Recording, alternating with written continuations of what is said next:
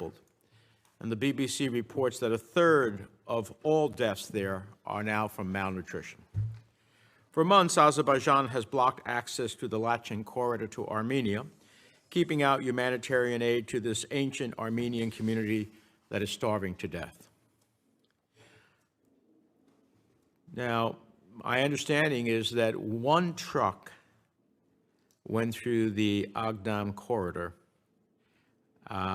one truck, for a population of 120,000 Armenians. Before the blockade, there were 120 trucks passing through each day. So let's not be fooled by the regime's attempt to muddy the waters. President Aliyev says he's not organizing ethnic cleansing, but that is exactly what he is doing.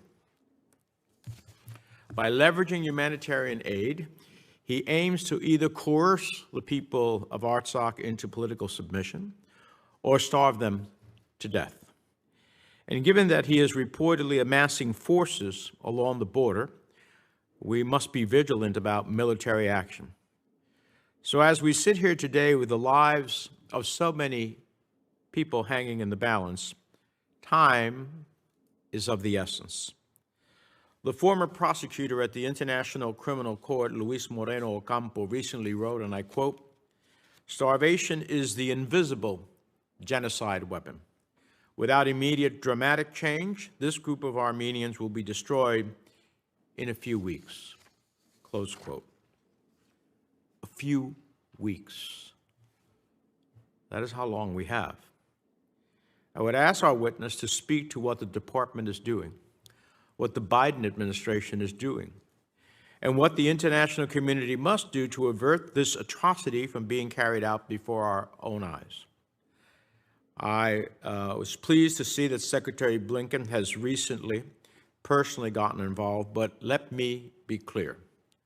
Our message from the highest levels must be unequivocal. Stop the blockade. Stop threatening the people of Nagorno-Karabakh. Stop threatening Armenia. Open the Lachin corridor immediately. Uphold the commitments that Azerbaijan itself made in the November 2020 ceasefire. Now, I understand the dynamics of the broader region are complicated, but the fundamental principles underlying our approach and this crisis should not be. We must stand up for peace, security, and the defense of human rights, which is in stark contrast to Russia, who is not only an unreliable and incapable partner, but is an obstacle to peace and security. As Azerbaijan's forces moved in 2022, Putin's so-called peacekeepers were responsible for upholding the 2020 ceasefire. They stood idly by. Because of the implications for our own moral fortitude and broader stability throughout Europe, the United States and Europe have a responsibility. Over the past year, the United States has been helping facilitate a longer, more durable agreement between Armenia and Azerbaijan. I support any efforts that provide for the lasting peace, security, and fundamental rights of all people in the region. But the reality is this: talk is worthless when one participant in those talks is carrying out a campaign of ethnic cleansing. So I hope our witness will tell us what options she thinks we have to alleviate the immediate humanitarian crisis of Armenians in Nagorno-Karabakh. What options do we have to compel the government in Baku to finally open access to the Lachin corridor? What are we doing to dissuade Aliyev from starting yet another conflict? And why are we not more publicly considering sanctions for activity that I think we can all agree is clearly sanctionable? For too long, we have hedged on Aliyev. I have repeatedly expressed my deep opposition about waiving Section 907 of the Freedom Support Act, allowing the United States to send assistance to his regime. This clearly alters the balance of military power between Azerbaijan and Armenia in Aliyev's favor. I think Azerbaijan's actions over the past 3 years have vindicated my skepticism. I hope the international community is watching, because when President Aliyev is tried for crimes against humanity, as I think he should be, the burden of proof will be very high. Right now, the burden of proof is not about convicting him of a crime. It is about preventing this crime. And I'd like to hear about how the department is seeking to do that. I have to be honest with you. I don't understand when we come together and we say, never again, never again. And here we are, before our plain eyes, seeing history unfold in a way that defies our supposed commitment to never again. Is it so important to us, despite Aliyev getting closer and closer to Russia, that we cozy up with someone who is in the process of creating ethnic cleansing? Is that the history the United States wants? Is that the side of history we want to stand on? I hope not. But I fear, based upon what's happened to date, that this is the path we're headed on. And so to the extent, whatever resources I have to try to get the department to act, I intend to use them. And I look forward to your testimony today. Let me turn to the distinguished ranking member for his remarks, Senator Risch. Thank you, Mr. Chairman. The ongoing instability in Europe and Eurasia has made clear the need for a strong U.S. policy on the Caucasus, a region that continues to grow in importance due to its proximity to regional problematic actors like Russia, Iran, and Turkey. Tensions are rising again between Armenia and Azerbaijan over the Nagorno-Karabakh. The United States must push back on policies that disregard the best interests of Armenia and Azerbaijan and run counter to U.S. interest. We should be able to do both. This morning, I hope to hear from our witness about the efforts the U.S. government is taking to bring this conflict to a peaceful and sustainable resolution, and to reassure our friends about the U.S. Remaining engaged. I share the chairman's concerns in this regard. Assistant Secretary Kim, I understand that you were involved last weekend in talks to help open the Lachin corridor and allow goods to flow again into the contested region. I hope you will detail for us the specifics of what was agreed and whether an end to this humanitarian crisis is in sight. Ending this conflict would bring peace to a fractured region and remove one of Russia's key levers of influence in the region.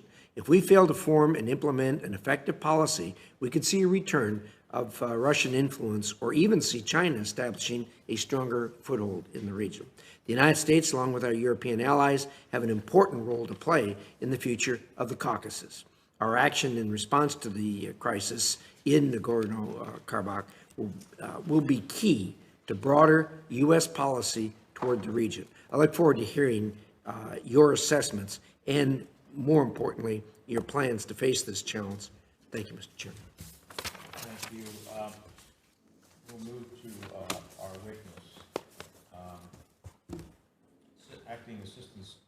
Acting Assistant Secretary Kim is Principal Deputy Assistant Secretary in the Department of State's Bureau for Europe and Eurasian Affairs.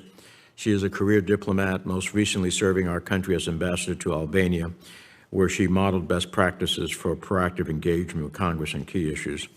Her work as Director for Southeastern European Affairs, Director of the Center for the Study of the Conduct of Diplomacy, Director of the Office of European Security and Political Military Affairs have prepared her for the role she currently holds at a critical time for the South Caucasus and Eastern Europe. Your full statement will be included in the record without objection. I'd urge you to try to summarize it in about 5 minutes so the committee can have a conversation with you. And with that, you're recognized. Thank you, Mr. Chairman, Mr. Ranking Member, and distinguished members of the committee. This is an opportunity to brief you on the latest. We've been tracking very carefully the concerns that all of you have expressed on this issue. We want to lay out for you the administration's efforts in the South Caucasus, especially with respect to the humanitarian situation in Nagorno-Karabakh. I appreciate the opportunity to update you on our work and hear your perspectives on these pressing issues. As you know, we've been working very intensely over the past few months to address the deteriorating humanitarian situation in Nagorno-Karabakh. We share your sense of urgency. We're deeply concerned by the continued closure of the Lachin corridor and the impacts this closure is having on the people of Nagorno-Karabakh. I want to be clear that we view the status quo as completely unacceptable. We will not stop working until we have a resolution. We've consistently said that that corridor must be open to commercial, humanitarian, and private traffic. We've conveyed that message both publicly and privately to all levels of the government of Azerbaijan on numerous occasions. Access to food, medicine, baby formula, and energy should never be held hostage. Secretary Blinken, Senior Advisor for Caucasus negotiations Lou Bono, colleagues at USAID, and many others, including myself, have been intensely engaged on this issue with a wide range of contacts at all levels to press for the immediate and simultaneous opening of the Lachin corridor, as well as other routes to humanitarian, commercial, and private traffic to allow passage of urgently needed humanitarian supplies. We welcome the news that one shipment carrying approximately 20 tons of humanitarian supplies passed through the Agdam route into Nagorno-Karabakh on September 12th. But as you said, Mr. Chairman, that is not enough. Additional humanitarian supplies from the International Committee of the Red Cross have been positioned for weeks just outside the Lachin and Agdam checkpoints. Senior Advisor Bono is once again in the region, that's why he's not here with me today, to press for these supplies to be allowed into Nagorno-Karabakh immediately and simultaneously. President Aliyev, as well as representatives of Nagorno-Karabakh, have publicly stated that they've agreed to this arrangement. There should be no more delay in implementing this agreement, no more delay. It's essential for these supplies, which have been, again, ready to move for weeks, to finally be delivered to the people in Nagorno-Karabakh now. It's also essential to achieve a more sustainable arrangement for the men, women, and children in Nagorno-Karabakh. In this context, we urge the government of Azerbaijan to restore free transit of commercial, humanitarian, and passenger vehicles both in and out of the Lachin corridor expeditiously, while we recognize also the importance of additional routes. One of the many challenges to a solution in this region is deep mistrust following decades of conflict and instability. We need to continue to encourage all sides to work constructively and to encourage those in Nagorno-Karabakh to accept humanitarian assistance from reputable international sources like the ICRC. Whatever compromise is ultimately reached, the only path forward is through dialogue and compromise to build trust. The root causes of instability and conflict that have plagued this region for so long have to be addressed. The administration continues to believe that peace in the South Caucasus has the potential to transform the region and advance U.S. interests. We now have a strategic opportunity to combat malign influence in the region from actors like Russia, China, and Iran by achieving a durable peace that will expand our bilateral economic and security cooperation and provide greater energy security for European partners and allies. Secretary Blinken has hosted 3 rounds of peace negotiations with the foreign ministers of Armenia and Azerbaijan since last November, and his leadership has yielded results. The sides have made progress on a peace agreement that could stabilize the region. Armenia and Azerbaijan's border commissions have begun discussions on the complicated issue of delimiting the border, and we will continue to support progress on a peace agreement between the sides. Progress will not come easily or quickly, but we're determined to do all we can to support a dignified, and durable peace, an objective that is imperative in the broader regional context. We've invested in this effort because we believe peace between Armenia and Azerbaijan would have cascading benefits for the region that are in the U.S. national interest. A dignified and durable peace could facilitate regional energy security and boost regional transportation links, in turn improving economic prospects of all countries in the region and improving the lives of millions. The United States could increase our security cooperation in the region and build the confidence and capacity of each country to preserve and protect its sovereignty and independence.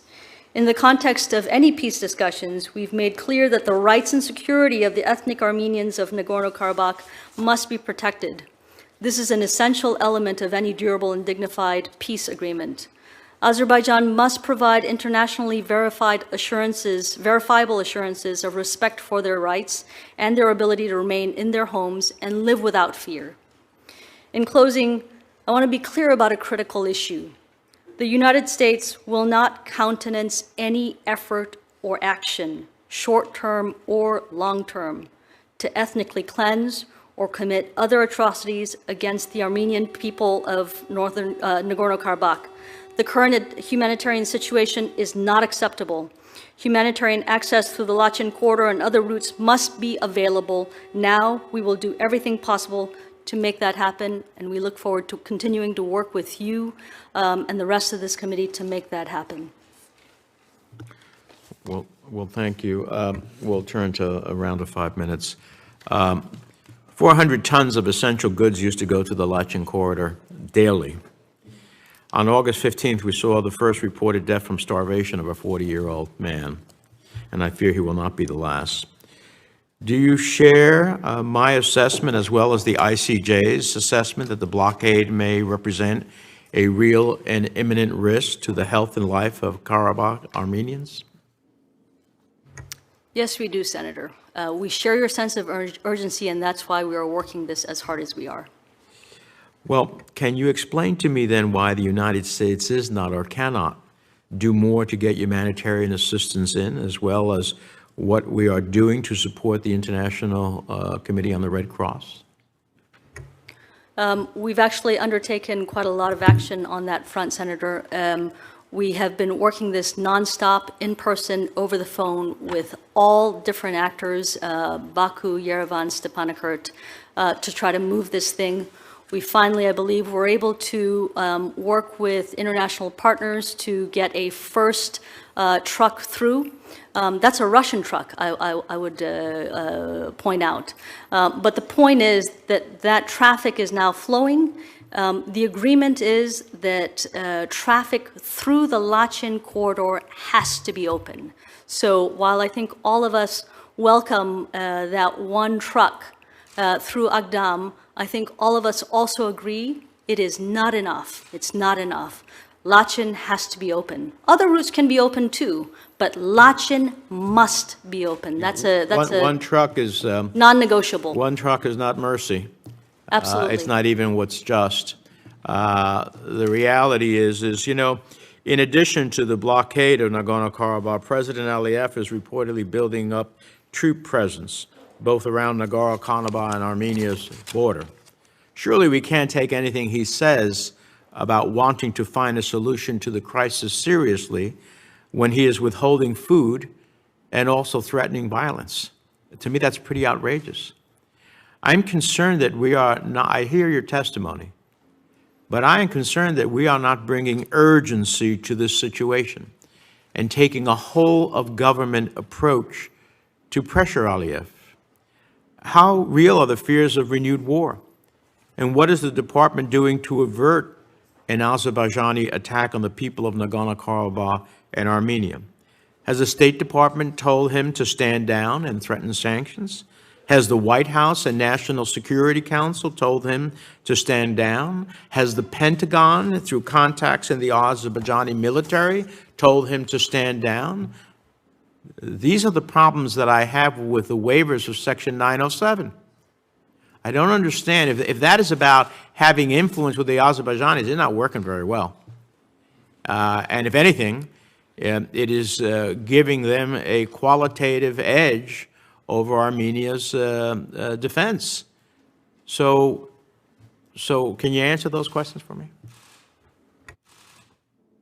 Thank you, Mr. Chairman. Those are important but complicated questions, but there's a simple answer to all of those. I've got here a ream of paper listing all the various telephone calls, meetings, travel that we've had to send across a very, very clear message. Number one, Lachin corridor must be open now, no more delay. Number two, we will not tolerate any military action. We will not tolerate any attack on the people of Nagorno-Karabakh. That's very clear. As we do this, we're mindful of the fact that, technically speaking, the war is not over between Armenia and Azerbaijan, which adds urgency to our commitment to try to support a durable and dignified peace agreement between Armenia and Azerbaijan that takes into account the security of the people of the National Security Council, if yes, the Pentagon, have they all weighed in? Yes, they have. They have all weighed in. Jake Sullivan hosted the foreign ministers of Nagorno-Karabakh, Armenia and Azerbaijan a few months ago for discussions here in Washington. The Secretary has done several rounds of that. The Secretary has also had multiple phone calls with President Aliyev. I have had multiple phone calls with the foreign ministers of both countries over the last couple of weeks alone to drive home those messages. I believe that we are beginning to see a little bit of movement, but we're not going to rest, Mr. Chairman, until we actually see real results. All of this is just in pursuit of the 2020 agreement, the ceasefire agreement.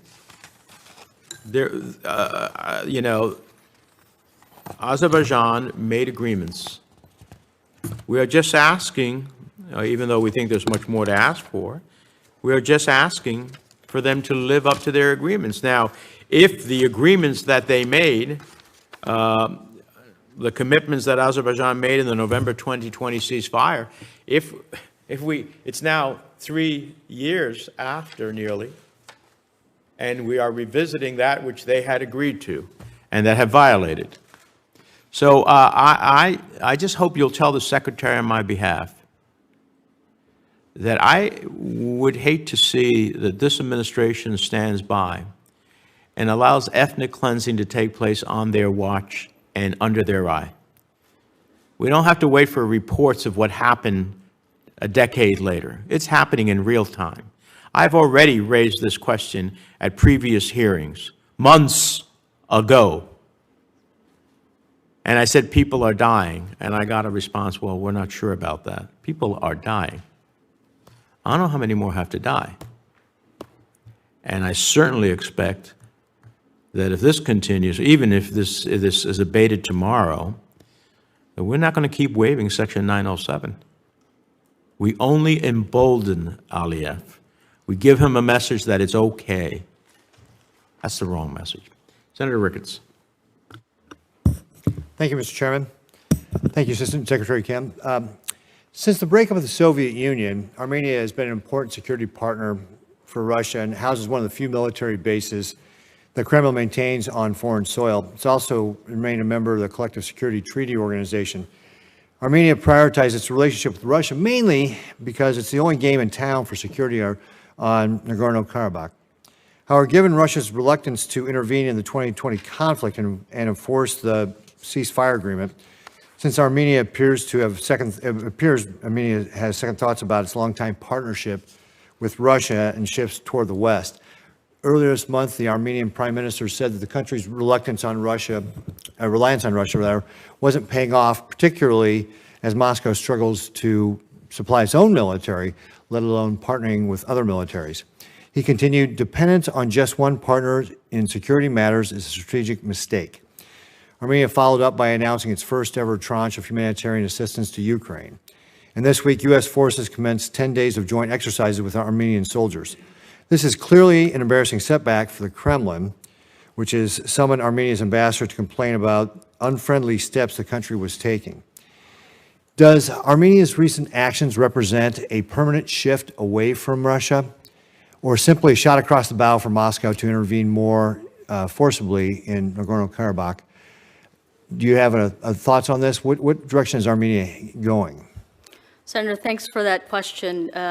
I think after Russia took the action that it did against its neighbor Ukraine on February 24th last year, all of Russia's neighbors are sleeping with one eye open, as they should be. I think all of them are understanding that as they watch this vivid, grotesque demonstration of Russia's disregard for the territorial integrity and sovereignty of their neighbors, they are beginning to have second thoughts about having invited Russian troops onto their territory, relying on Russia as their sole source of energy, hosting Russian military installations in their lands.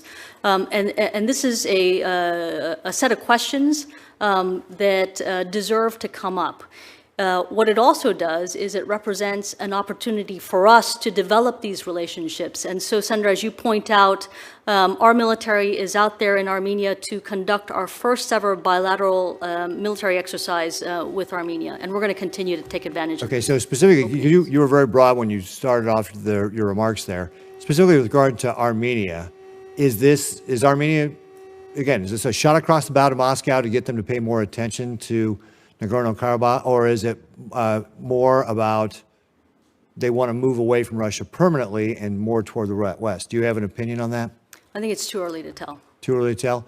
But it doesn't mean that we shouldn't jump in there to turn it into exactly what we would like to see it be, which is a real decision to partner with us as opposed to Russia. But to get there, we need to be present, which is why our assistance to Armenia counts so much and our partnership counts so much.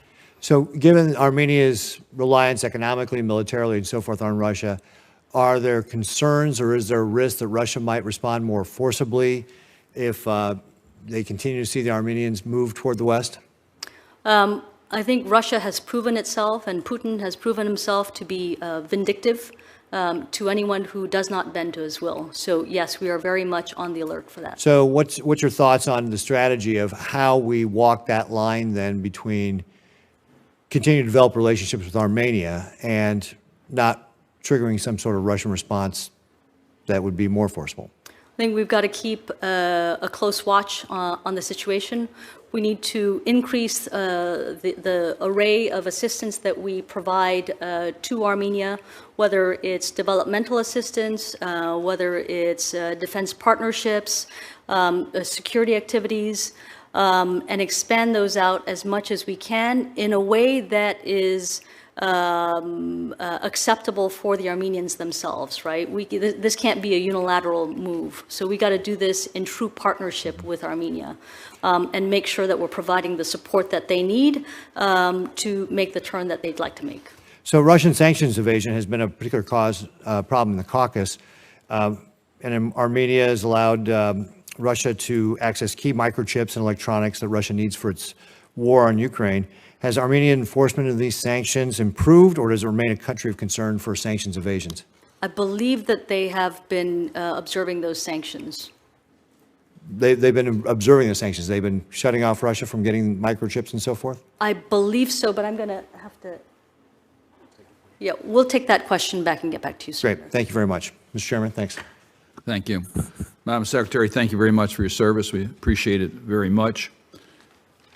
We want to have a strong strategic relationship with both Azerbaijan and Armenia. And I think we have an opportunity now with the relationship declining between Armenia and Russia to be able to achieve that. But it depends upon us standing by our values as we resolve the issues in the contested area. I agree with Senator Menendez. The humanity crisis is horrible. And every day we wait, more people are dying. And the United States needs to take decisive action. And in doing that, in bringing the parties together and enforcing the corridor, safe corridor for the humanitarian assistance and having a ceasefire and setting up the climate to resolve on a more permanent basis the governance of the region.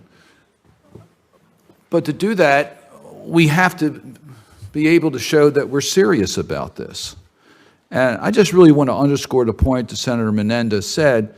When you routinely give the waiver under Section 907, you're saying that Azerbaijan has demonstrated steps to cease all blockades and other offensive uses of force against Armenia. And that's just not the case. So we lose credibility when that happens, when we aren't prepared to take decisive steps based upon our values. Yes, we want to have a strong relationship with Azerbaijan. They're an important country for us. But as President Biden has said frequently, our foreign policy will be wrapped within our values. And it's difficult for some of us to understand that based upon the actions in that region. I'm going to mention one specific case that was brought to my attention in Azerbaijan, and that is the activist who was imprisoned, Gubad Ibad Uglo.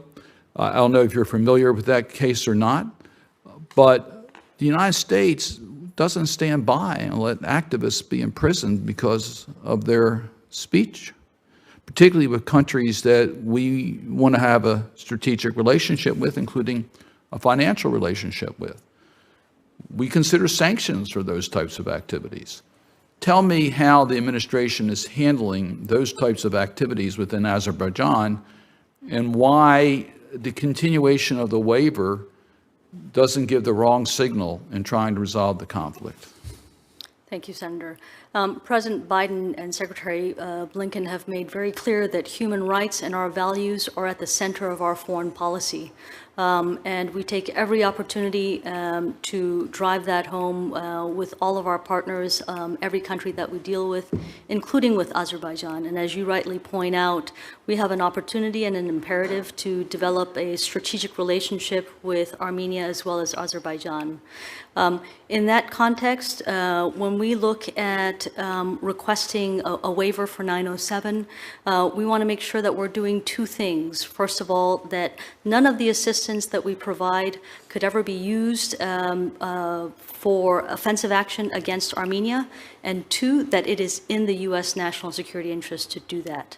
In the past, when we have requested 907 waivers, we've used that assistance to help the Armenians beef up their border security, especially with Iran, and that has rendered concrete results in terms of stopping stopping narco trafficking, which is used to finance the IRGC. So there are real results from that. But we hear you on needing to be very serious and to be very thorough as we deliberate on whether or not to request a 907 waiver. We take that responsibility very seriously. I would note that the last 907 waiver expired in June. We have not submitted a new waiver request yet because we are reviewing the situation very carefully. I also want to assure you, Senator, that we look at the wide range of tools that are available to us to influence the behavior, to persuade others along, and we won't rule anything out. Let me just interrupt at that point because I have a limited amount of time. I hope you'll get back to me in regards to the specific case I mentioned. Okay, Thank sure you. will. And let me just, if you read the language of the waiver, it's not the way Congress wrote it. I mean, I think you have to follow the waiver language, and it's not the use of the funds, it's the activities on the ground. So that to me is not carrying out the directive from Congress. And then lastly, let me just point this out. I've been in Congress, the House and the Senate for a long time. And this conflict predates my service in the House of Representatives, let alone the United States Senate. I serve on the Helsinki Commission, chaired it many years. I know the OSCE Minsk group. That group started in the 90s and has been declared dead by some, but certainly has not been effective in ending this. We know about the violations of the ceasefires over and over and over again. This conflict has gone on way too long. We saw that when we've had long-standing conflicts, U.S. leadership has been instrumental in ending those conflicts. We've seen that in our hemisphere. U.S. leadership is needed desperately to end this humanitarian crisis and give us a path towards a resolution of the conflict. Senator, we agree with you fully. That's why we've got the special advisor, the senior advisor out in the region. We've been engaged for weeks, months, years. That's also why the Secretary of State has personally been engaged in these peace discussions, and will continue to do that. Senator Murphy. Thank you very much, Mr. Chairman. Thanks for convening this hearing. Thank you for your testimony today. I mean, let me first just associate myself with the remarks of the chairman and Senator Cardin and others. This is obviously a crisis, one that requires active U.S. leadership. I understand the difficult question regarding the pressure points on Azerbaijan, but at this point, I think you have to put all possible tools on the table because gentle diplomacy does not seem to be working. I guess I want to ask you a question about the state of the Russia-Azerbaijan relationship, because we have been hard at work, along with our European colleagues, over the course of the last decade, trying to help Europe slowly wean itself off of dependence on Russian gas and oil. And part of that strategy has been to deliver more Azerbaijani gas and oil to Europe. We think that that's a more responsible choice. I think we now have to question whether or not that premise stands, and it is interesting that Russia is making these new overtures to Azerbaijan because it sees that their energy products are going to matter more to Europe, and to the extent that Russia and Azerbaijan can link up on national security policy, then the leverage that Russia is losing, it perhaps could gain back. And so what are the implications for the U.S. and for Europe as Azerbaijan and Russia draw closer? What's the nature of that relationship? And did we perhaps make the wrong bet by moving more Azerbaijani resources into Europe? Could we come back, and could Europe come back to ultimately regret that decision? Thank you for that question. The relationship between Azerbaijan, Armenia, Georgia, everybody else in the region with Russia is dictated by geography and history. And it's not just the history of a few years in the Soviet years, it's generations and centuries here. We are working hard to rebalance that in our favor. What we also notice is that this agreement that Armenia and Azerbaijan reached in November of 2020, we're not a party to it. And that agreement calls for the Russians to provide peacekeepers to enforce the terms of that agreement. I think it's fair to say that the Russians haven't delivered. And that's part of the reason why you're seeing the Armenians beginning to question that relationship. On the broader issue of energy, that's an urgent need. All of the countries in Europe and around the world, I would say, have concluded that it is not a good idea to be sole source to Russia for their energy needs. We have had an effective period of work with the Azerbaijanis in helping them to double the amount of gas that they will be bringing to Europe by the year 2027, from about 10 to about 20 BCM.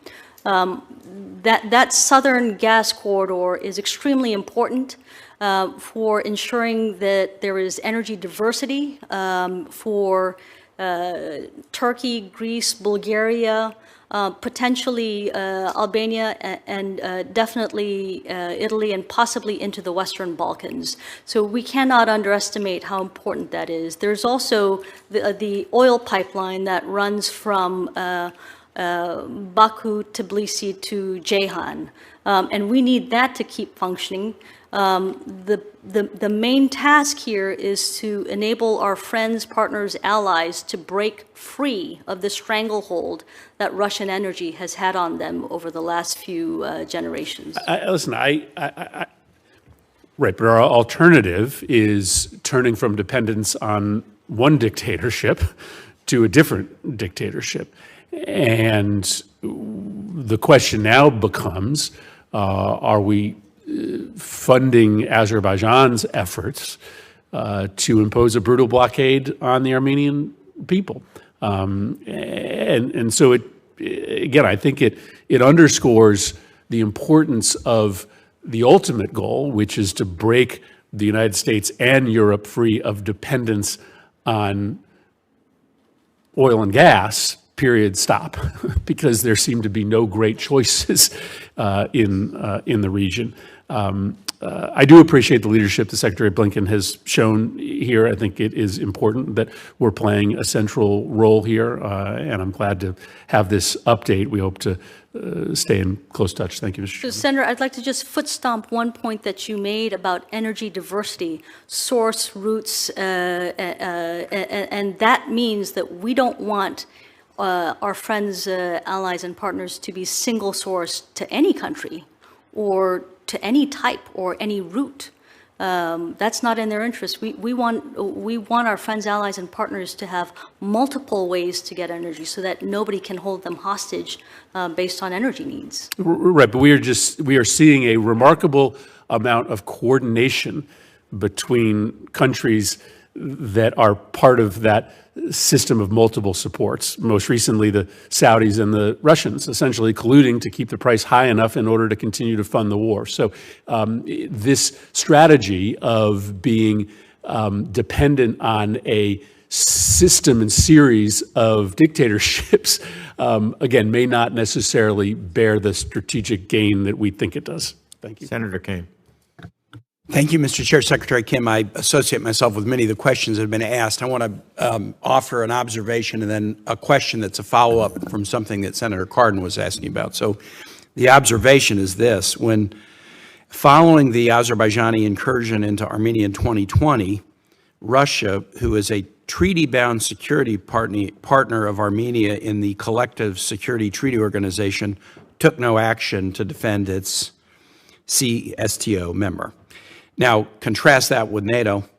NATO linking arms because of American leadership and the leadership of others to battle against, to help Ukraine battle against the illegal war, the illegal invasion by Russia. Sweden and Finland coming into NATO. Sweden's accession is still pending, but just this week they committed to increase their own defense spending by 28% to reach the 2% commitment of NATO members. And so look at a NATO that's getting stronger, that's making more investments, that's demonstrating its mettle, and then a CSTO where Russia won't even take action to support somebody that it's treaty bound to. I think that speaks volumes. The question I wanted to return to is the question about Dr. Gubad Ibadoglu, who is a National Endowment for Democracy Fellow in 2015. He has lived in New Jersey and Virginia, and most recently, North Carolina. He's tied with American universities, especially the University of North Carolina. He is a prominent Azerbaijani scholar, and he's written about the very issue that Senator Murphy was asking about, the fact that oil revenues often go hand in hand with corruption and poor governance. And so as a scholar, he's written about that. And because those writings are unpopular with the rulers of Azerbaijan, he and his wife were arrested in July with no due process. He remains imprisoned in very poor conditions, and he has numerous health issues. He celebrated his birthday on Tuesday.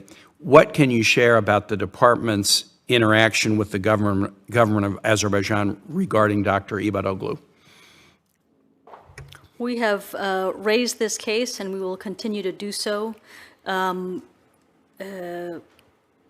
If and when the Senate confirms the next nominee to be our ambassador to Azerbaijan, I can assure you that this gentleman's case will be at the top of his agenda when it comes to pursuing these types of issues. We would like to also reach out to you periodically to find out about the status Absolutely. of this case, and even before a confirmation, I just hope that we raise it again and again and again, because Absolutely. I think the unjust imprisonment of a NED fellow with ties to many of our states is something that needs to be top priority, and I would appreciate you taking that back. Thank you, Mr. Chair.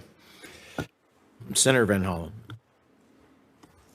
Thank you, Mr. Chairman, and thank you for your testimony here today. I want to follow up on a couple of questions that have been posed by my colleagues, and I want to second the remarks made by the chairman in his opening statement as well on Section 907, because, as you know, the administration did make the certification. I believe it was in July of last year. Is that correct? The waiver, June of last year. And I'm looking for the report that accompanied that. I saw the certification itself, because the statute does require that the State Department provide information on the status of negotiations for peaceful settlement between Armenia and Azerbaijan and the impact of United States assistance on those negotiations. We'll be checking to see exactly what the finding was then, but you would agree today that the provision of U.S. assistance did not have a positive impact on the negotiations. Isn't that the case today? Senator, respectfully, I'm not sure that I would agree with that statement. We make sure through a very thorough process that has gotten even more thorough. I understand that the No, just so GAO I understand, I'm not talking report- about the process. I'm asking today, if today you had to present this report to Congress, if you exercised the waiver and had to present the report to Congress, could you conclude that the assistance, U.S. assistance, was having a positive impact on the negotiations? We are going through those issues very thoroughly, which is why you haven't seen the waiver come through yet. So let me just read a statement that the State Department made on April 23rd of this year in response to Azerbaijan's establishment of the blockade of the Lachin corridor. It reads, this is the State Department saying, and I quote, "The United States is deeply concerned that Azerbaijan's establishment of a checkpoint on the Lachin corridor undermines efforts to establish confidence in the peace process." So that was in April. Do you agree with the State Department statement? Yes, that's correct. Okay. Any 907 assistance that's gone through is targeted towards counterterrorism and border security, mostly along the border with Iran. Right. But so you stand by the State Department statement, I hope, from April, which was that Yes, of course. the actions by Azerbaijan undermine efforts to establish confidence in the peace process, right? Yes. Okay. Has anything happened between April 23rd and today that would lead you to believe that providing assistance by exercising the waiver would improve the prospects for peace? So those are in some ways a little bit separated because, as I said earlier, any 907 assistance that's gone through is directed at counterterrorism objectives that are in our interest, along with border security and counter-narcotics activities that are also in our interest. That's produced real results in terms of addressing our concerns about our IRGC funding. With respect to the blockage of the Lachin corridor, we share your sense of urgency on this. Nobody is sitting still on this. I want to assure you that we work night and day on this issue. I appreciate your testimony. I'm just going to be interested in reading, if you exercise the waiver this time around, which I hope you won't, because I don't think the conditions on the ground merit it. But if you do, it will be interesting to see what the State Department puts in its required report on the question of whether or not the impact of U.S. assistance on the negotiations. I know you are arguing that the assistance helps advance counterterrorism objectives. The report requires an assessment about whether any of this assistance also helps, what its impact on the peace process is. And I think, based on your statements from April, the State Department statements for April, it's pretty clear that, at least as of then, in your own words, State Department's own words, it was undermining confidence in the peace process. And I don't see anything that's changed from that day to this. So, look, I've got other questions to submit for the record. One of my concerns has been the impact on our demining efforts in Nagorno-Karabakh. Many of us have been very active in providing funds to demine that area. And all the reports we're getting from people on the ground who are involved in the demining effort is that the blockade is having a significant harmful impact on their efforts. Would you agree with that? I would totally agree with that, and that's why we're working hard to get those the Lachin corridor and other routes open as soon as possible. All right. Thank you. Thank you, Mr. Chairman. Madam Secretary, you just said in response to Senator Van Hollen that Well, Section 907 in our waivers is about border security and counter narcotics and their performance in that regard. Did I understand you correctly? Yes, sir. There's a number of objectives related to our assistance, to any security assistance that we have with Azerbaijan. And those are? So those are to strengthen the interoperability of Azerbaijani forces with the U.S. and NATO, because that's in our interest, to provide opportunities for Western indoctrination and education, to help secure the 475-mile-long border with Iran, and to secure energy sources and routes that are critical to our European friends and allies. Okay. So that is the limited universe under which I guess the department looks at Section 907. So is it in our national interest to stop ethnic cleansing? Absolutely, sir. Well, I don't hear that in the list, and I don't hear that in the process of determining whether Section 907 should be waived. If we allow, for whatever reasons, whatever security, border security, counter narcotics, for ethnic cleansing to take place, and we look the other way, we send a global message of what our priorities are.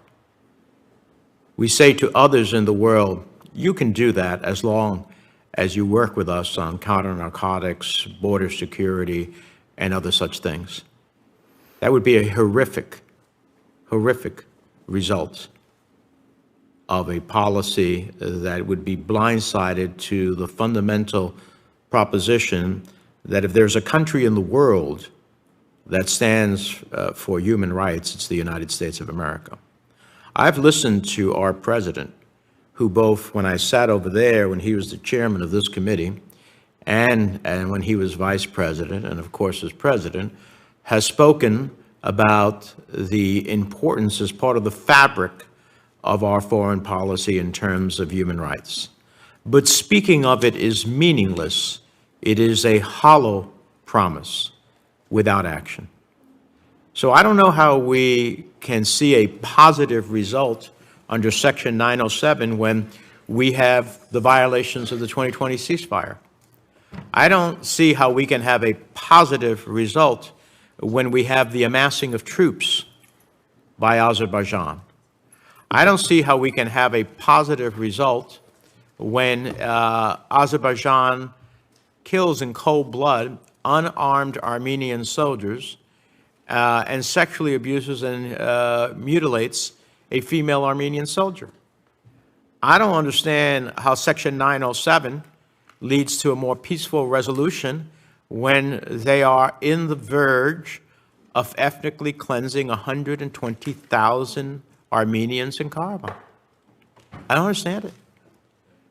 I don't understand how one can stretch the proposition of what Congress meant in Section 907 that way. And so when I hear you dictate what are the elements, well, those elements don't cover the dire consequences that are happening right now. Senator Shaheen. Well, thank you, Mr. Chair. Thank you for being here. Secretary Kim, I have to say I share the concerns that have been expressed about Azerbaijan's continued obstruction of the Lachin Corridor. In New Hampshire, we have a large Armenian diaspora, and we hear consistently from them about their concerns that Azerbaijan's blockade has resulted in severe humanitarian suffering, that it should be lifted immediately. And as probably one of the few members of Congress who's actually spent some time in Armenia, I have to say, this is a problem that we ought to be able to help resolve. One of the things that I know would be helpful would be for the Senate to confirm the ambassador to Azerbaijan. I think it would really be helpful for us to have an ambassador there who can make the case for why we need to address what's happening in Nagorno-Karabakh. So I hope that the Senate will be able to get that done. I understand that the nominee is on the business meeting for next week, so hopefully we can move that, Mr. Chairman. Can you speak to what role Russia is currently playing in Nagorno-Karabakh and any negotiations that are happening? Thank you, Senator.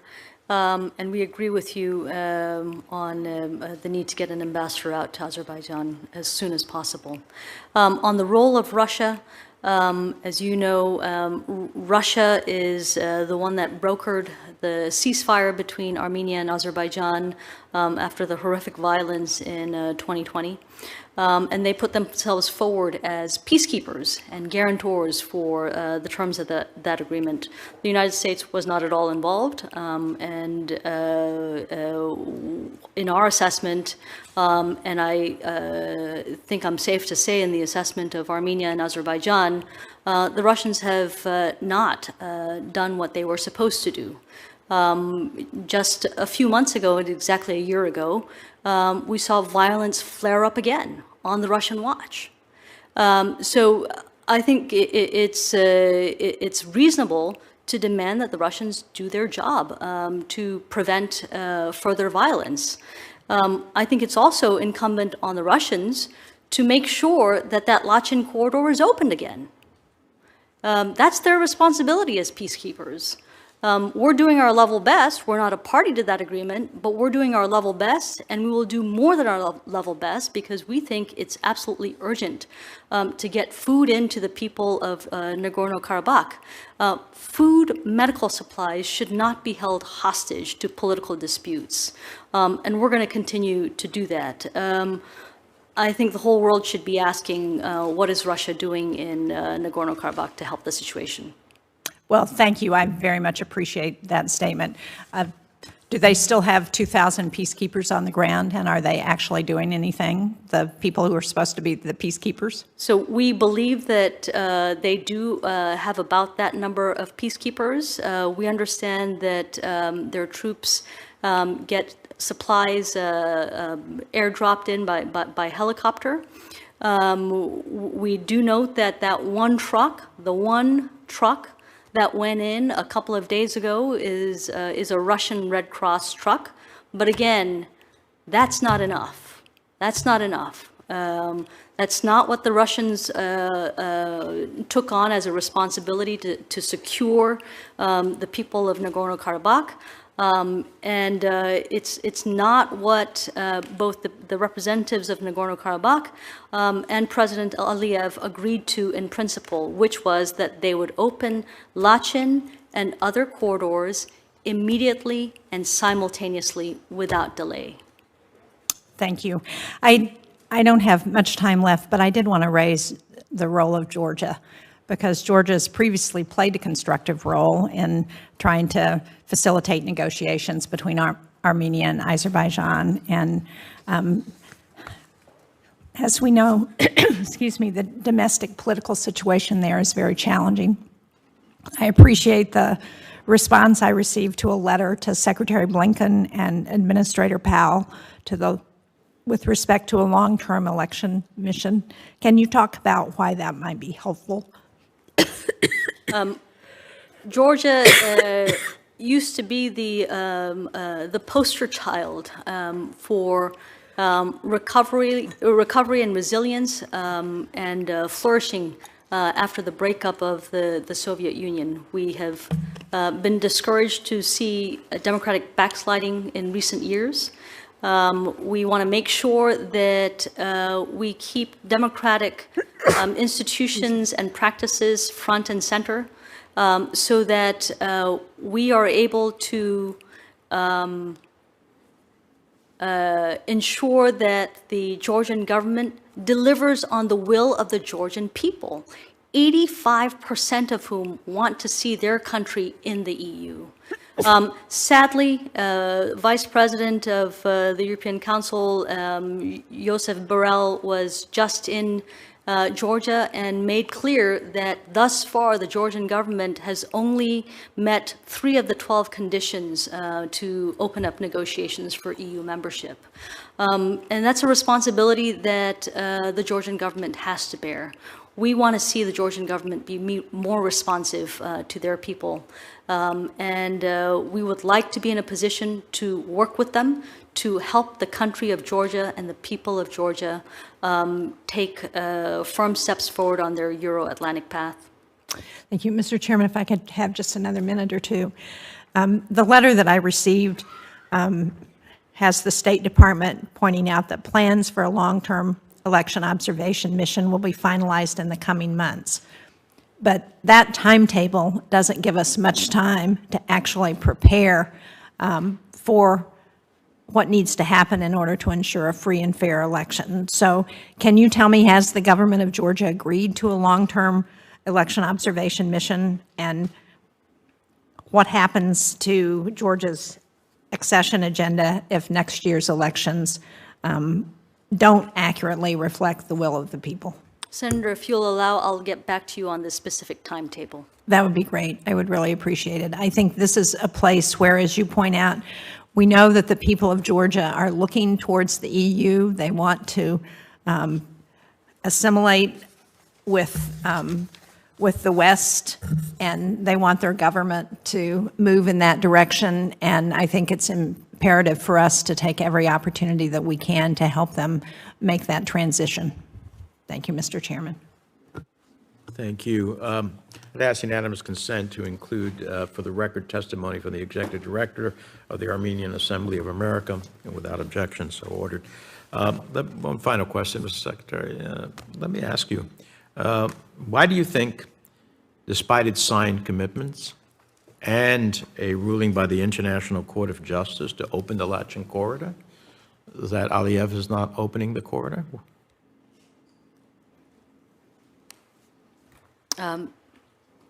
We could probably have that discussion in a different setting, sir.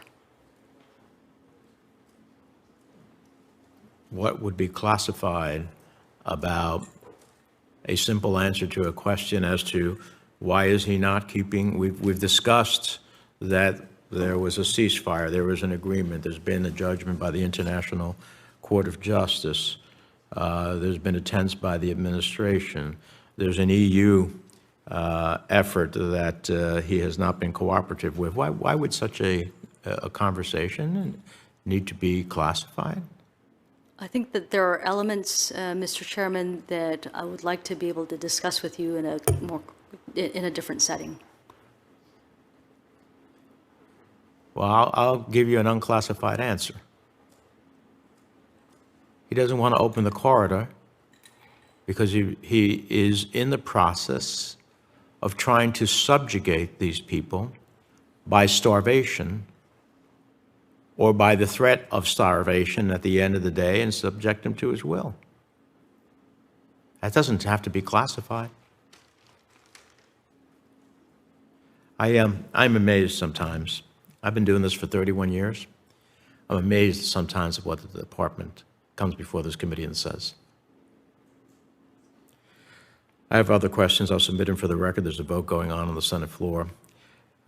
With that, the record for this hearing will remain open until the close of business on Friday, September 15th. Thanks to the committee for your appearance. This hearing is adjourned.